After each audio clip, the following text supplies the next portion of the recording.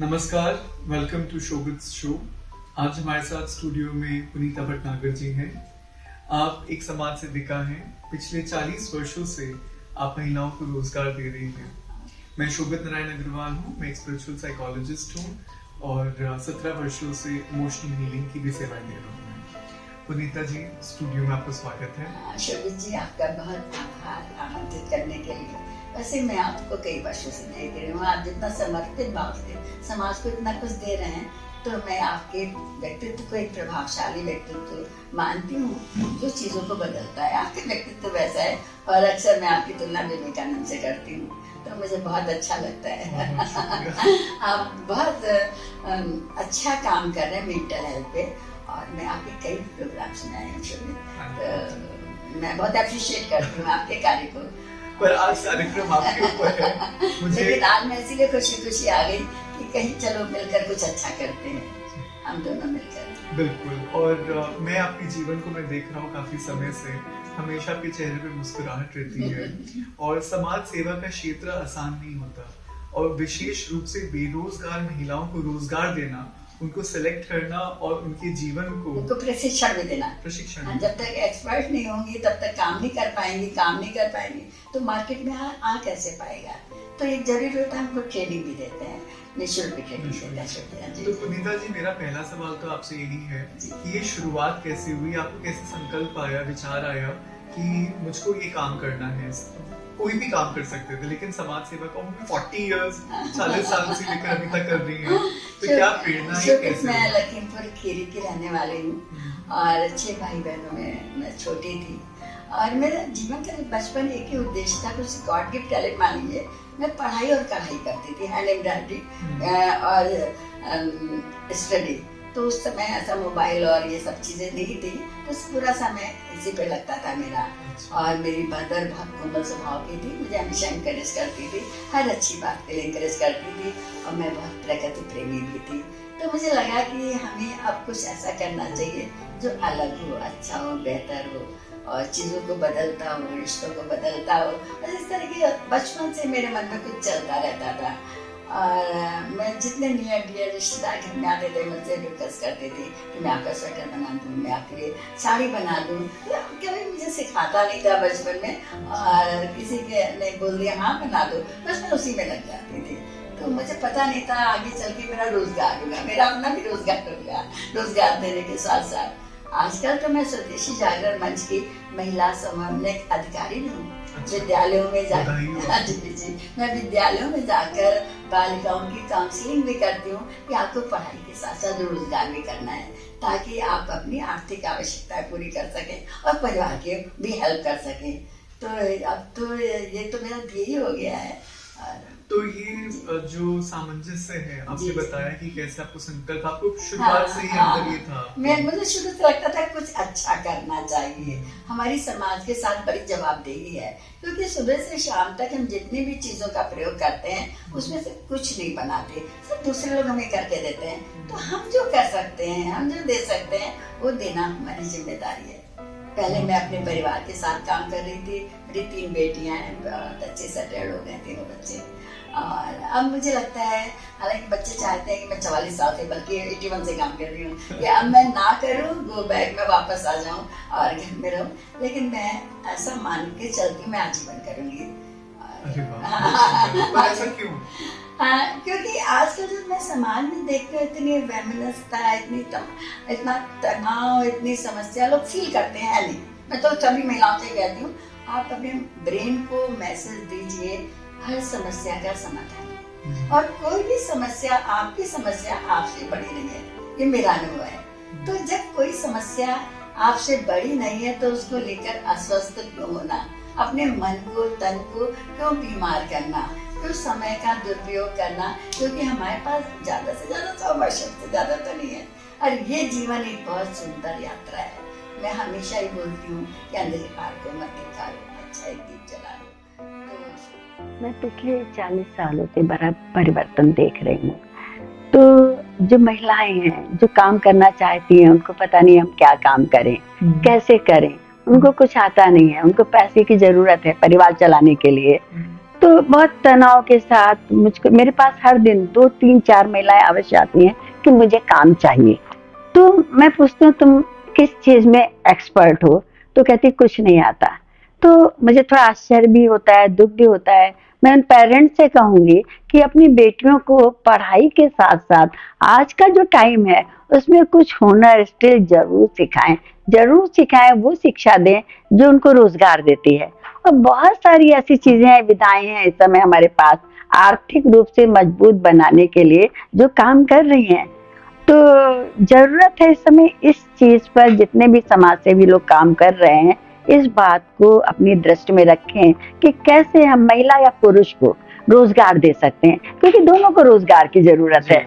इस समाज में हम आदमी और औरत की होड़ का अखाड़ा नहीं बना सकते। दोनों दो पहिए की तरह समाज को आगे बढ़ाते हैं। हमें दोनों का सम्मान करना है, दोनों की आवश्यकताओं को ध्यान में रखना है। तो सबसे ज्यादा जरूरत ये होती है, मैं जो भी मेरे पास आता है मैं उसे विनम्रता पूर्वक अनुरोध करती हूँ, आपने जहाँ इतने साल तक अर्निंग नहीं की तो 2 4 महीने और लगाकर आप कुछ सीख जाइए, एक्सपर्ट हो जाइए। और हमारे यहाँ तो बड़ी सुविधाएं, आप देखिए हर महीने एक त्योहार आ जाता है जिससे महिलाएं अच्छा रोजगार पा सकती हैं। रक्षाबंधन में वो राखियां बना सकती हैं जो बहुत अच्छा बाजार में विक्रय होता है, और दीपावली पे दीपक बना सकती हैं। तो इतनी सारी कैंडल बना सकती हैं, इतने सारे स्वरोजगार हैं जो हमारा जिला उद्योग केंद्र है लखनऊ का। मैं एड्रेस भी बताना चाहूंगी, ओडियन पे है। तो वहाँ के जो अधिकारी, प्रशासनिक अधिकारी बैठे हुए हैं, मनोज चौरसिया है, शालिनी जी, बहुत कोऑपरेट कर रहे हैं, सारी योजनाएं बता रहे हैं। लेकिन क्या है, महिलाओं के हिम्मत नहीं करते कि वहां तक जाएं और सरकारी योजनाओं का पता करें। तो मेरे माध्यम से मैं कहना चाहूंगी आप लोग जरूर इसका प्रयास करिए। बहुत योजनाएं हैं और युवकों के लिए सरकार 5 लाख रुपए बिना ब्याज के दे रही काम करने के लिए। कहाँ था हमारे टाइम में? मैं तो वही ट्रायल एंड एरर के बेस पे सीख के बड़ी हुई। कोई संसाधन नहीं थे, सुविधाएं नहीं थी, फिर भी एक जुनून था, एक शिद्दत से काम करने की इच्छा थी। तो आज वो जुनून कम दिखता है। और दूसरी बात मैं ये भी बताना चाहूंगी, जो मुझे हर दिन दिखता है, लोग धैर्य खो रहे हैं। तो धैर्य एक ऐसा गुण है हमारे व्यक्तित्व में जो थोड़ा सा उसको समझदारी के साथ अगर लेकर चलते हैं तो बहुत आगे निकल जाते हैं। तो मैं तो ये कहना चाहूंगी शोभित, आपकी लाइफ में कोई बात बड़ी नहीं है और आप छोटी छोटी बातों को लेकर बुरा मत मानिए, उसको मतलब निगेटिव मत सोचिए, पीछे मत हटिए। एक काम में लगे तो लग जाइए और लगे रहिए। तो कोई कारण नहीं है कि आप आर्थिक रूप से कमजोर जो है वो आत्मनिर्भर ना बन पाए। बस जरूरत है ठीक से काम करने की। हमारे देश में, अगर देश की बात क्यों, लखनऊ में बहुत काम है, पैसा भी बहुत है, लेकिन जरूरत इस बात की है कि हम ठीक से काम करें। ये मेरा अपना अनुभव है जो मैं बराबर 40 वर्षों से देख रही हूँ। तो आपका जो उद्देश्य है सुमित, कि लोग खुशहाल रहें, यही है ना? हाँ। लोग खुश रहें, लोग स्वस्थ रहें। लोग कैसे रहेंगे जब तक अपने मस्तिष्क को एक मैसेज नहीं देंगे कि कोई समस्या है ही नहीं। उनके दिमाग में छोटी छोटी चीजों लेकर एक वो भरा रहता, भी घूमता रहता, सर्किल घूमता रहता है। तो उसको रोकना है, अपने काम पे फोकस करना है, अपनी बात को ठीक से सही शब्दों में कहना है। और मैं तो ये बात हर दिन कहती हूँ, शब्दों में शक्ति होती है। जब हम अपने आप से संकल्प लेंगे, कहेंगे कोई प्रॉब्लम है ही नहीं, तो सचमुच पूरा यूनिवर्स सारी प्रॉब्लम हटाने में लग जाता है। ये मेरा अपना अनुभव है। देखिए, आपकी बात से ये मुझे लगता है कि योग्यता भी होनी चाहिए और साथ ही साथ रुचि भी होनी चाहिए। हाँ। तो हुनर तो योग्यता ही होगी। हाँ। जैसे आपने कहा, और वही फिर काबिलियत आपकी बनती है जो कि आपको रोजगार दिलाती है। जी जी। और जैसे आपने कहा कि आपको संतुष्टता बहुत मिलता है। हाँ। आपको इस काम में आत्मसंतुष्टि मिलती है हर अच्छे काम के बाद। मैं दूसरी सीढ़ी चढ़ना चाहती हूँ, प्रयास करती हूँ। तो अगर हर कोई बच्चा ये बात को समझ ले कि मुझको जिस चीज में रुचि है उस चीज में योग्यता भी होनी चाहिए। ऐसा नहीं है कि केवल योग्यता हो, रुचि ना हो, और रुचि है तो योग्यता नहीं है, दोनों ही होगा। उसका सम्मिलन अगर अच्छा होगा तो उस क्षेत्र में वो अच्छा कर सकता है। और फिर जब करे तो उसी में फिर उतर जाए पूरे मन से। बिल्कुल, मन को स्थिर करना बहुत जरूरी है। जो आपका एक विषय मेडिटेशन भी है शायद, आप मेंटल उस पे काम करते हैं, मुझे हाँ पता जी, है। हाँ जी। तो मेडिटेशन जो है हमें स्थिरता सिखाता है, अपने मन की स्थिरता सिखाता है। जब स्थिर मन से हम कोई बात ठीक से, कोई विचार सोचते हैं, फिर व्यवहार में लाते हैं और उसका बार बार अभ्यास करते हैं, तो ये जीवन बहुत सुंदर हो जाता है हमारा। और हमारे परिवेश में जो लोग आते हैं उनको भी एक सकारात्मक ऊर्जा मिलती है। तो क्या आप मेडिटेशन सिखाती हैं क्या अपने मैं महिलाओं को? सिखाती तो नहीं हूँ, मेडिटेशन हमारा विषय नहीं है, लेकिन मैं खुद करना पसंद करती हूँ।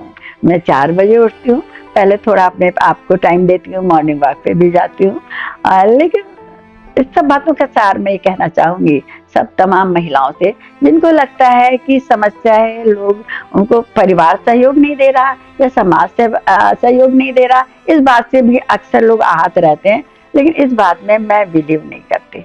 कितनी ही विपरीत परिस्थितियां हो, हमेशा उनसे बाहर निकलने का एक रास्ता होता है, हमेशा समाधान का रास्ता होता है। आप बस जरा ध्यान से देखिए समाधान है कहाँ। आपको अपने जीवन में कोई ऐसी परिस्थिति याद आती है? हाँ, मेरे तो सारी विपरीत परिस्थितियां थी, लेकिन उन सारी परिस्थितियों को मैंने बहुत लाइटली लिया और मुझे लगता था कि हमेशा ठीक हो जाएगा। आज भी कोई प्रॉब्लम लोग बताते हैं तो उससे पहला वाक्य मुझे यही निकलता है। तो कौन सी परिस्थितियां ऐसी थी जो विपरीत थी? आप ऐसे 2-3 परिस्थितियां हाँ, जैसे बताइए। सबसे बड़ी बात यही थी कि मैंने अपने बच्चे की सिंगल पेरेंट थी मेरे हस्बैंड की एक्सीडेंट में डेथ हो गई थी और बच्चे बहुत छोटे थे, उनकी कोई सरकारी नौकरी भी नहीं थी, वो वकील थे, कोई पेंशन भी हमारे पास नहीं थी।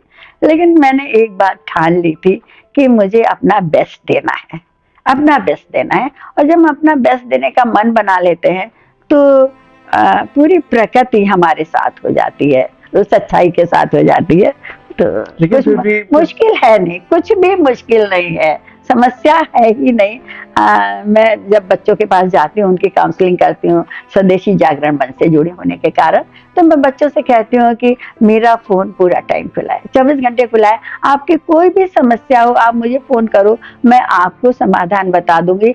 और जब आप उसका अभ्यास करने लगोगे तो आप दूसरों को बताने लगोगे और वहीं से परिवर्तन होगा। और वही शोभित नारायण जी का उद्देश्य है समाज में लेकिन फिर भी पुनीता जी, जैसे आपने कहा कि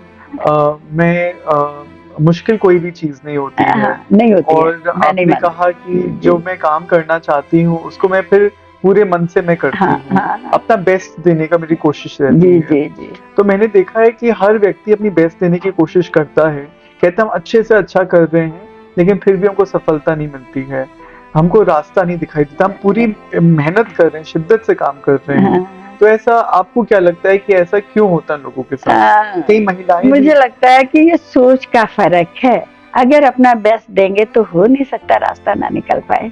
लोग दोष ज्यादा देते हैं, आरोप ज्यादा लगाते हैं, कभी परिवार पे, कभी समाज पे, कभी सरकार पर।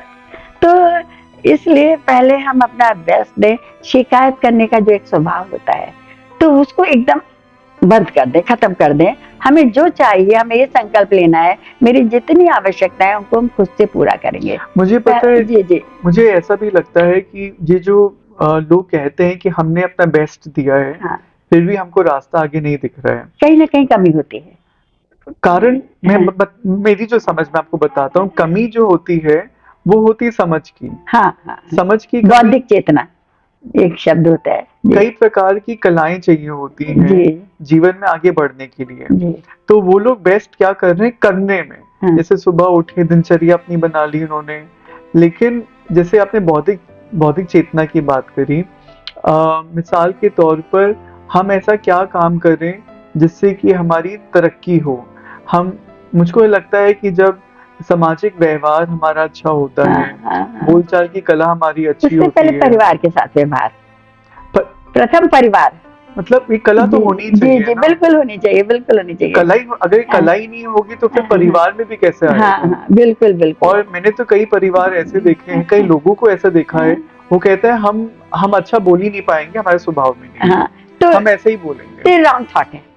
तो जब हम रॉन्ग थॉट को लेकर चलेंगे तो सफल कैसे होंगे? हाँ, तो जी, यही बात है कि जब ये कहना कि हमने तो अपने अच्छे से अच्छा हम करते हैं, हाँ, तो यही चीजों की उनकी समझ में कमी हो जाती है। जैसे मैंने पहले एग्जांपल दिया कि उनको बोलने की कला, कैसे बात की जाती है सामने जी, वाले जी, से। जी, जी। अगर आप अपशब्द बोलेंगे, आप रूठ के बोलेंगे, आप गुस्सा के बोलेंगे, शब्दों में शक्ति होती है, मैं ऐसा मानती हूँ। जी और जी शब्द वही है पुनीता जी जी। जी जी, जैसे किसी ने कहा आप कैसे हैं, आप कैसे हैं, फर्क हाँ, कितना हो गया। बिल्कुल बिल्कुल बिल्कुल, आप बोलने सही में कह रहे कितना हैं। फर्क हो गया। बिल्कुल। तो इसी में टोन कसना, टॉन्ट करना, गुस्सा के बोलना, आदमी उसके भाव को समझ लेता है। जी तो जी सफलता जी। कैसे मिलेगी। हाँ, देखिए मुझे ऐसा लगता है वो व्यक्ति बहुत सुखी है जितना वो सरल है। सरल व्यक्ति, लोग अक्सर ऐसा बोलते हैं अगर हम चालाकी नहीं करेंगे परिवार में समाज में तो काम नहीं चलेगा। एकदम रॉन्ग थॉट है। मैं उन सब लोगों से कहती हूँ आप सरल बनकर रहिए, तो वो सरलता आपके भीतर अपना काम करती रहेगी, आप सुखी समृद्ध होते चले जाएंगे। लक्ष्य तो यही है। सरलता से मतलब आपको ये तो नहीं है कि व्यक्ति को ज्यादा सोचना नहीं चाहिए। नहीं नहीं, देखिए अपने काम पे जरूर सोचना चाहिए। देखिए बहुत दिमाग नहीं लगाना चाहिए कि दूसरे क्या कर रहे हैं। अरे दूसरे अपना काम कर रहे हैं, मुझे अपना काम करना है, अपने बारे में सोचना चाहिए। अपना काम ठीक से करना है और कुछ भी ऐसा नहीं करना है जिससे परिवार का ही तो या समाज का ही तो या हमारे देश का ही तो, वो वाला थॉट तो लाना ही नहीं अपने भीतर। हमेशा हितकर चीजों पे जब आप काम करेंगे तो आपकी ऊर्जा, आपकी शक्ति अपने आप बढ़ती चली जाएगी। कमी कमजोरी के ऊपर जब लोग अपना ध्यान लगा देते हैं तो वो सरलता से दूर हो जाते हैं। हाँ बिल्कुल बिल्कुल। या किसी काम को परिपक्वता से करने के पीछे जी जी वो कई लोगों को जो नजरअंदाज कर देते हैं, जी जी तो उसको भी हम बोलेंगे कि सरल व्यक्ति नहीं है। नहीं, बिल्कुल नहीं। देखिए ऐसे तो कोई सापाधापी की कोई सीमा ही नहीं है शोभित, क्योंकि हम हमेशा बीच में रहेंगे। हमसे कम बहुत ऐसे हैं जो बहुत कम में, और हमसे बहुत ज्यादा हर चीज में, आर्थिक रूप से, रूप रंग में, सामान में, हर चीज में हमसे ज्यादा रहेंगे हमेशा, हमसे हम बीच में। तो अगर हम बीच में है तो उस बीच में रहते हुए हम अपना बेस्ट देते रहे तो समस्या का समाधान मिल जाता है। ये बात बहुत बड़ी बात है कि ना बहुत ऊंचा ना बहुत नीचा, होता ही है, हम बीच में रहते हैं। हाँ हाँ, हम हमेशा बीच में ही रहते हैं। आप किसी भी व्यक्ति को देख लीजिए, उससे नीचे करोड़ों अरबों लोग होंगे और उससे ऊपर करोड़ों अरबों, वो हमेशा बीच में होगा। तो बीच की स्थिति सबसे अच्छी होती है, हम उसमें संतुष्टि के साथ अपना काम करें।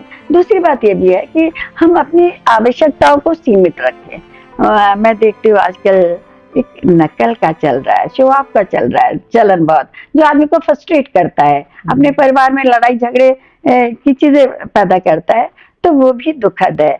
अगर हम समझदारी के साथ अपना जीवन यापन करते हैं तो हमारे जीवन का लक्ष्य क्या है, हम सुखी रहे, समृद्ध रहे, सफल रहे, मानसिक रूप से निरोगी रहे, तो बहुत आसान है, सब कुछ मेरे हाथ में है। शोभित, तो तुम्हें आश्चर्य होगा, मैंने पिछले 40 साल से मैंने आज तक कोई दवा खाई नहीं, डिस्प्रिन तक नहीं खाई है। अरे वाह, मैं दवा ये कैसे हो गया? ये मैं खुद हमें नहीं पता, क्योंकि जब भी मुझे चोट लगेगी लगता है ठीक हो जाएगी, ठीक हो जाएगी।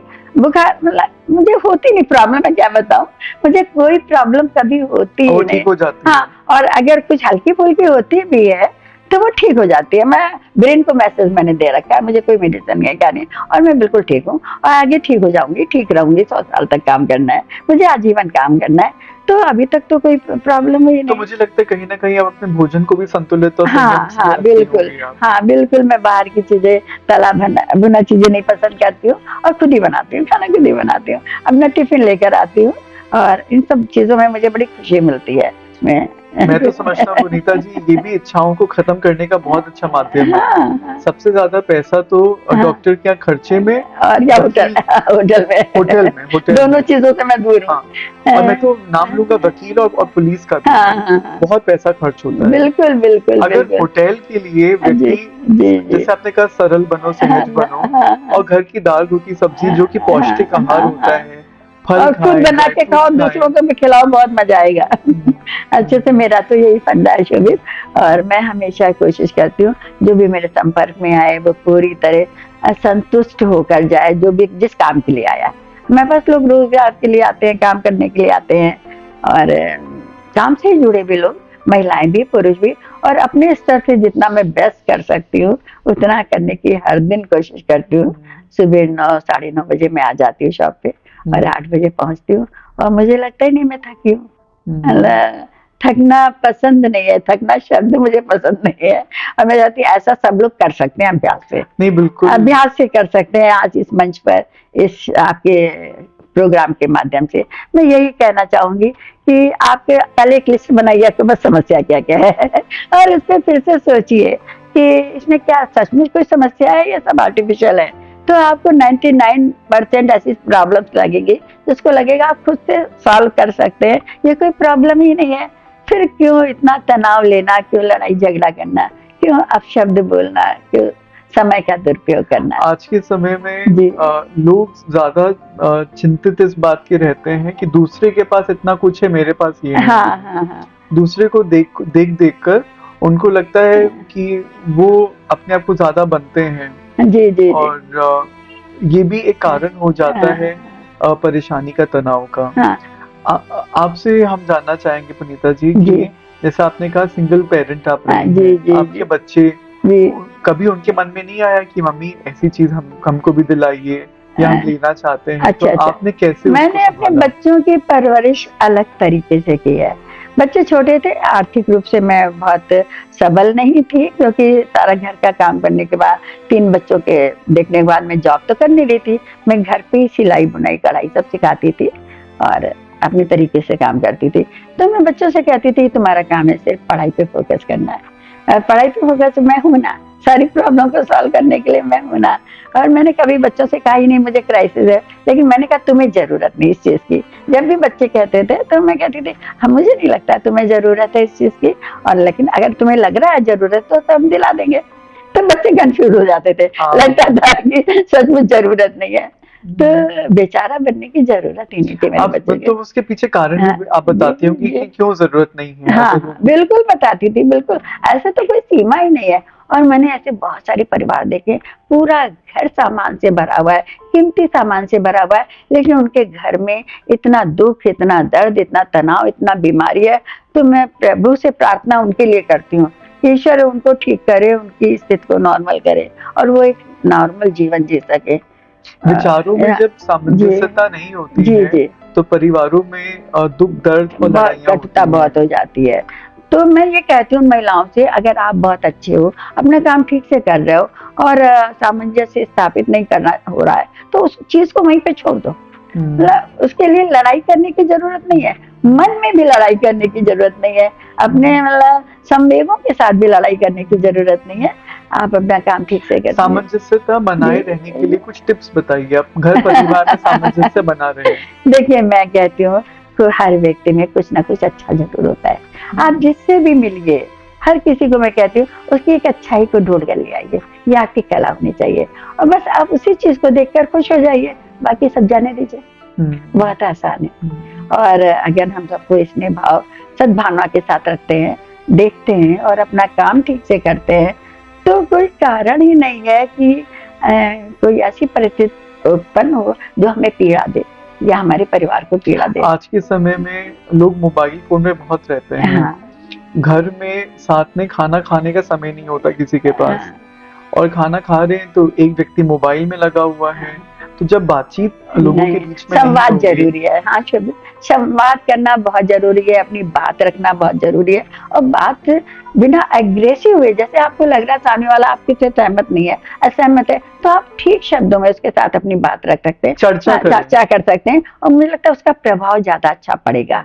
अगर आजकल तो मैंने ये भी देखा है कि चर्चा करने की भी शक्ति नहीं है। हाँ, कहते हैं एक बार में हमने तुमको बोल दिया, समझ में नहीं आता है। हाँ, मतलब अगर सामने वाले ने दूसरा दृष्टिकोण रखा या उनकी बात में तर्क निकाली तो दूसरी बार वो जवाब भी नहीं देना चाहिए, समय नहीं मेरे पास। जी जी, ये धैर्य का अभाव है, धैर्य नहीं है। और धैर्य एक नींव की तरह है हमारे व्यक्तित्व में। तो जब धैर्य होगा तब दूसरी चीजों को ठीक से देख पाएंगे। आपने पुनीता जी अपनी महिलाओं में रोजगार आप देती हैं, कितनी महिलाएं आपके 50 लोग तो हैं, 10 महिलाओं से मैं पूरा वर्ष रोजगार देने के लिए हैंडीटेक स्वेटर बनवाती हूँ। तो मेरा सवाल आपसे ये है कि आप उन महिलाओं से भी काम कराती हैं, वो एक संगठन में रहती हैं, आपस में हो सकता है तू मैं होती हो, लड़ाई होती हो, कुछ बात होती हो। अच्छा, घर में देखिए आपकी बहनें, आप भी एक परिवार की हैं, आपके भाई, आपकी बहनें, फिर जिस परिवार में आपकी शादी हुई, आपके नंद और आपके जेठ, देवर, देवरानी, वो भी एक परिवार आपको मिलता है।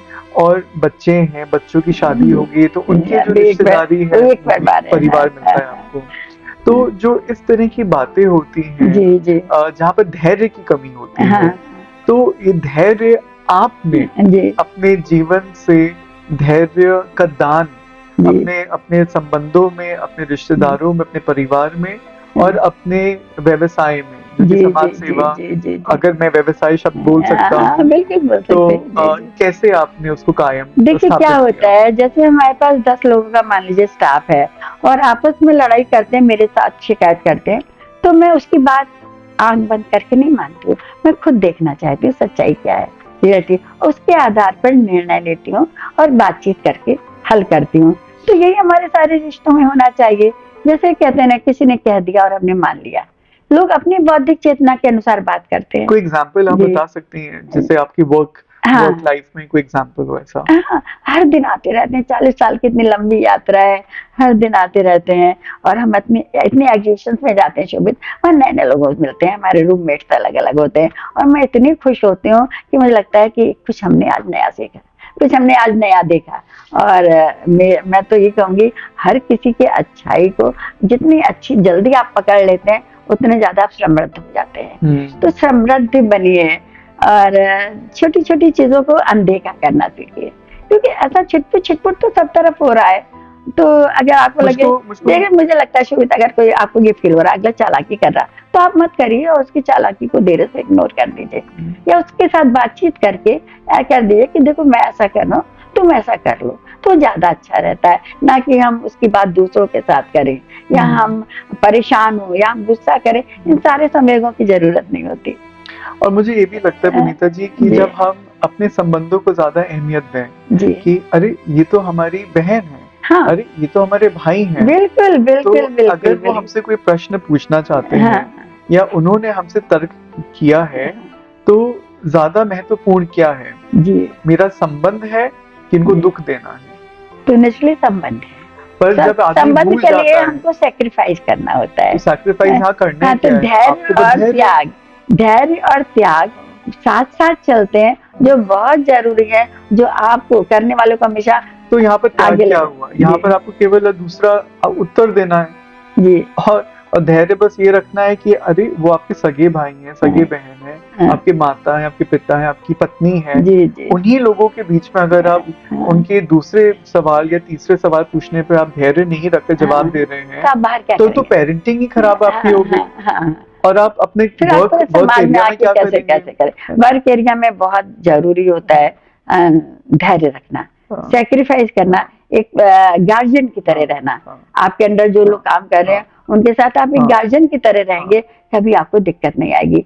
और हम पढ़ते लिखते तो इसलिए है ही कि हमें विवेक बुद्धि आए। लेकिन देखिए, मैं तो ये भी बताऊंगा, एज ए प्रोफेशनल मैं काफी समय से काम कर रहा हूँ, तो मैं देखता हूँ कि लोग पढ़े लिखे लोग जो होते हैं, वो क्या पढ़े लिखे हैं, किसी ने इंजीनियरिंग का कोर्स किया है, सिविल इंजीनियरिंग का, तो वो ब्रिज बनाना सीख जाएंगे, मकान बनाना सीख जाएंगे। किसी ने फर्नीचर का कोर्स किया है तो वो फर्नीचर बनाना सीखेगा, किसी ने डिजाइनिंग का कोर्स किया तो वो डिजाइन बनाएगा। लेकिन जीवन जीने की जो कला है, उसका तो कोई स्कूल है। बहुत सुंदर भाव है, वो हम परिवार से सीखते हैं, वो संस्कार परिवार के परिवेश से आते हैं। आपने देखा होगा शोभित, जिन पेरेंट्स में बहुत अच्छी रिलेशनशिप होती है, उनके बच्चे बहुत मॉरली स्ट्रांग होते हैं। और जो पेरेंट्स आपस में हर दिन लड़ाई झगड़ा करते हैं, तो तुम्हें छोटी छोटी बात में करते हैं, तो उनके बच्चे अलग रहना चाहते हैं, पेरेंट्स से अलग और अलग अलग अलग। तो ये तो एक गणित की तरह नियम है हमारे जीवन का। तो हम तो यही सबको कहेंगे कि आप समाधान पे हमेशा तैयार रहिए। समाधान क्या है? आप ऐसा क्या करती हैं पुनीता जी कि आपका दृष्टिकोण हमेशा या सब सकारात्मक बना रहता है? आपके क्या ऐसे नियम हैं? देखिए शोभित, मैं कोई नेगेटिव बात तो सोच ही नहीं पाती हूँ, पहली बात। और मुझे कोई प्रॉब्लम दिखती ही नहीं है, कोई आदमी व्यक्ति बुरा दिखता ही नहीं है। अगर कोई बुद्धू बना भी देता है फाइनेंशियल किसी तरह का, तो मैं कहती हूँ जाने दो। तो अगर किसी ने मेरा नुकसान पहुंचाया तो किसी ने बहुत फायदा भी पहुंचाया है, मैं ऐसे बैलेंस कर लेती हूँ। तो आपने अपने आप को ऑटो सजेशन दिया, कह रही थी कि मैं अपने आप को ब्रेन ये मेरा अपना तरीका है, पर्सनल तरीका है, सब ठीक है, कोई बात नहीं। मुझे अपने ब्रेन को मैसेज देने की बहुत आदत है, बहुत आदत है, जाने दो, मतलब अपने ब्रेन को अगर कोई प्रॉब्लम दिखती है, मैं अपने ब्रेन को तुरंत, मैं वही सबको बोलती हूँ, छोटी छोटी बातें जाने दोगे तभी तो उठ जाएगी आपको और स्वमान बड़े काम को- करने के लिए। बिल्कुल। और स्वमान को बनाए रखने के लिए आप क्या करते हैं? देखिए, हमको लगता है जिसके आप कह रहे हैं सेल्फ रिस्पेक्ट की बात कर रहे हैं। हाँ, जी, सेल्फ रिस्पेक्ट, हाँ, मतलब हाँ जी, हाँ, सेल्फ रिस्पेक्ट की हाँ बात कर रहे हैं ना। तो ऐसा कुछ है नहीं कि हमारी इंसल्ट हो जाए। हम जान रहे हैं कि हम ठीक हैं तो ठीक है, हम जान रहे हैं शायद। जैसे मैं उदाहरण देता हूँ, हाँ, कई बार लोग कहते हैं अरे वो तो बहुत बड़े आदमी, कैसे जाके बात करें, या कहते हैं अरे वो तो बहुत पढ़े लिखे हैं, मैं पता नहीं बात कर पाऊंगा नहीं ऐसा कर मुझे पाऊंगा। प्रॉब्लम नहीं होती, मुझे बिल्कुल नहीं, आपको नहीं होती है, हाँ। लेकिन मेरा प्रश्न ये है हाँ। कि आप हमारे श्रोताओं को, लिसनर्स को, हाँ, आप अपने जीवन से क्या मैसेज देना चाहेंगे हाँ। कि आपको ये प्रॉब्लम नहीं हुई? हाँ, किसी पढ़े को लिखे नहीं- लोगों को होती है हाँ, प्रॉब्लम। नहीं, किसी को भी नहीं होगी। हाँ। 76 में मैं एक इंटरनेशनल सेमिनार हुआ था कॉलेजेस का, यूनिवर्सिटीज का, और 76 में, आज समय तो हजारों यूनिवर्सिटीज है, उस समय केवल 63 यूनिवर्सिटी थी भारत में, और वर्धा में हुआ था। कानपुर यूनिवर्सिटी को मैंने रिप्रेजेंट किया था, मैं उस समय 16 साल की थी, बीए फाइनल में थी। तो विनोबा भावे से वहां मिली थी मैं। तो विनोबा भावे के आश्रम में जो स्लोगन लिखा था, मेरे बाल मन पे ऐसा बैठा जो आज तक बैठा हुआ है। उनके अमरूद का बड़ा सा बाग था, उद्देश्य आज भी ताजा है। उसमें लिखा था, अगर आप सही हैं तो आपको आक्रोश में आने की जरूरत नहीं, क्योंकि आप सही हैं। अगर आप गलत हैं तो आपको आक्रोश में आने की जरूरत नहीं, क्योंकि आप गलत हैं। वो बात मेरे मन में ऐसे बैठ गई। मैं बहुत अद्भुत सेमिनार था, इंटर यूनिवर्सिटी सेमिनार था, गांधी में शिक्षावादी मूल्य पे था। और मैंने कानपुर यूनिवर्सिटी में डिबेट था, सेमिनार था। 56 कॉलेज थे उस समय कानपुर यूनिवर्सिटी के, सबसे दो बच्चे गए थे। तो उसमें मैं फर्स्ट आई थी, तब मेरा सिलेक्शन वर्धा के लिए हुआ था, महाराष्ट्र वर्धा। तो उसमें 8 प्राइज थे। प्रथम प्राइज उसका 21 दिन की अमेरिका यात्रा थी उस जमाने में, और 8वां प्राइज मुझे मिला था। क्या बात है। तो 8वां प्राइज मुझे इत्तेफाक से मिला था, हमसे बहुत अच्छा लोगों ने बोला था। मैं शार्ट में बताना चाहूंगी, उस प्रतियोगिता का एक नियम था कि जो साउथ इंडियंस हैं वो सब इंग्लिश में बोलेंगे, नॉर्थ वाले हिंदी में बोलेंगे, ये रूल था। तो उन विद्यार्थियों ने उस बात को ध्यान नहीं दिया। इलाहाबाद वालों ने, दिल्ली वालों ने, पिलानी वालों ने और बनारस वालों ने, सबने अंग्रेजी में धुआंधार बोला, बहुत अच्छा बोला, मुझसे बहुत बेहतर बोला। लेकिन उनका मार्क्स इसलिए कटा, मैंने हिंदी में बोला था कि उनका मार्क्स इसलिए कटा कि उन्होंने नियम को फॉलो नहीं किया। तो वो लोग अगर नियम को फॉलो करते तो वही हमें 8वां प्राइज नहीं मिलता। वो भी एक सहयोग था। और मुझे लगता है हर सुबह नए सिरे से जीवन जीना है, जो बीत गया सो बीत गया, आगे हमें क्या करना देखना है, और अपने लिए जिंदगी जीने के लिए हम खुद निर्णय लेंगे। बहुत सुंदर है। मुझे लगता है कि आज मैंने ऐसा ही किया, हमेशा ऐसे किया। मैं लोगों का सम्मान करती हूँ, विचारों का सम्मान करती हूँ, और जिसका जो अच्छा लगता है चुपचाप उठा भी लेती हूँ। उसकी अच्छी बात नहीं, अच्छा बात, बहुत अच्छा है, ऐसे ही होना चाहिए। जी। मैं खुद अपने जीवन में, मैं सकारात्मक चिंतन के लिए जी। मैं एक तो शुक्राना प्रैक्टिस करता हूँ, हाँ, ग्रैटिट्यूड। बहुत अच्छा। कि भगवान आपका बहुत बहुत धन्यवाद। हाँ, मैं भी ऐसे करती हूँ। आपने इतना कुछ दिया है जीवन में, भोजन दिया है। जी, जी। मैं भोजन के लिए शुक्रिया करता हूँ। भोजन के अलावा स्वस्थ शरीर दिया है, स्वस्थ शरीर दिया है। मैं सुरक्षित सो पाया रात को, बिल्कुल, छोटी छोटी चीजों के लिए, और उससे मेरे जीवन में एक कृतज्ञता का भाव उत्पन्न होता है। दूसरी चीज, क्षमा।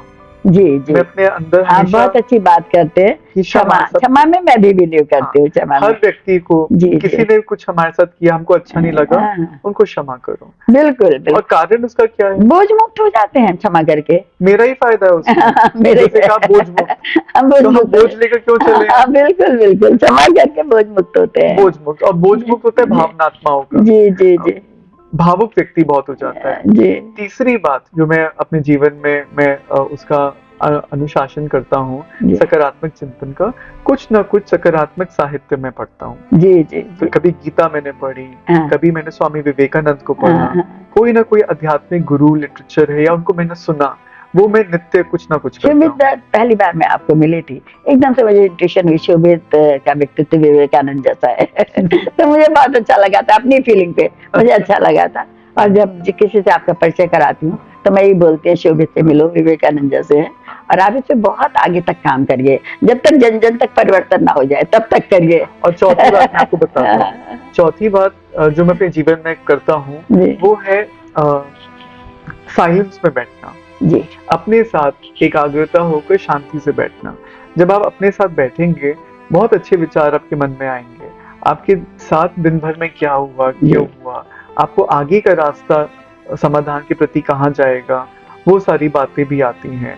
और पांचवी बात, अच्छा संग, जैसे अभी आपका संग हो रहा है, आप अच्छी अच्छी बातें बता रही हैं, तो एक ऊर्जा का आदान प्रदान होता जी है। जी जी तो कुछ जी, इस तरह की बातें हैं जिससे कि हम अपने व्यक्तित्व को सकारात्मक रख मैं सकते आपके हैं। संग को अच्छा संग मानती हूँ वैसे। और हम सब मिलके एक बदलने का काम करेंगे, समाज को, लोगों को, विचारों को। जी। आपका बहुत बहुत शुक्रिया, आज अपने कीमती समय निकाला, आप हमारे स्टूडियो में आए। शोभित, हमारा कर्तव्य था कि हम लोग समाधान पे बात करें कुछ हाँ। पल बैठकर, हाँ। वो आज सार्थक हुआ है। और मुझे पूरा यकीन है कि हमारे श्रोताओं को आज के इस जी। संवाद से जरूर प्रेरणा मिलेगी। जी। आप सबका भी बहुत बहुत धन्यवाद कि आपने अपना कीमती समय निकाला और इस कार्यक्रम को देखा।